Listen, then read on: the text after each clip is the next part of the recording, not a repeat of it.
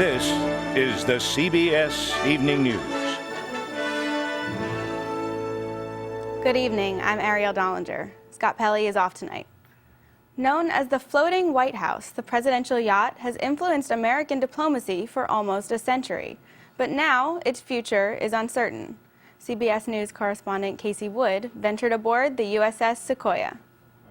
Captain Matt Vilbus first saw her almost 5 years ago while doing work on a sailboat in the harbor. The crew came aboard and said they had some issues and they wanted me to swim over and take a look underwater and take a look at the hull, and I did, and that's where my relationship with the boat started. The U.S.S. Sequoia, a former presidential yacht that has served 12 active presidents, hosted D-Day planning meetings and saw the moment Nixon decided to resign. Vilbus has been with the ship for the past 4 years. I think the Sequoia has had so many important pieces as a whole for presidents, uniquely Truman, Roosevelt, the engagement of the World War II. We had Johnson legislation for civil rights aboard. Nixon entertained Brezhnev.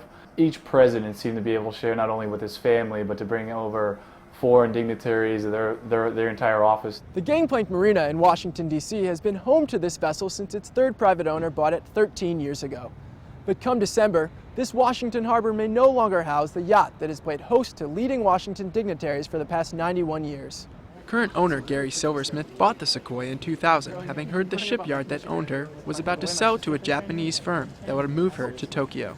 I got in my car here in Washington and drove, this is in 1999, to Norfolk and just showed up the next day and said, I'm here to buy the Sequoia. I had never seen it. Silversmith signed a $5 million loan contract that would allow a private equity firm called FE Partners to buy the Sequoia if he could not pay off the loan. When he defaulted in 2012, FE Partners began attempts to exercise its right to purchase the boat.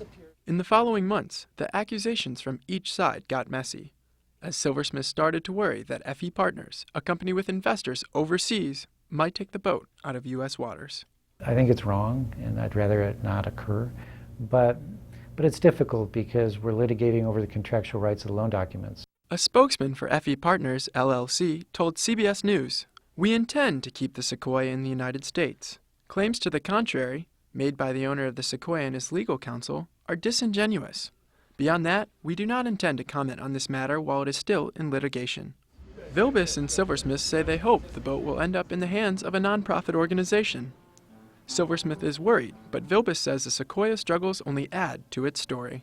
Everything that happens to the vessel during the presidential period, before as a presidential yacht, after, it is the history of the boat. So not one thing will stop. It'll continue to build to the understanding and the experience of the boat. Silversmith and FE Partners will continue this battle in court, expecting a final decision in December.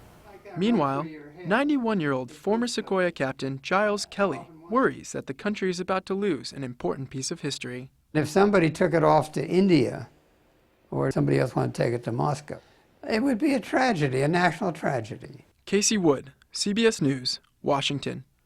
That's all for tonight. I'm Ariel Dollinger. For all of us here at CBS News, thanks for watching. Good night.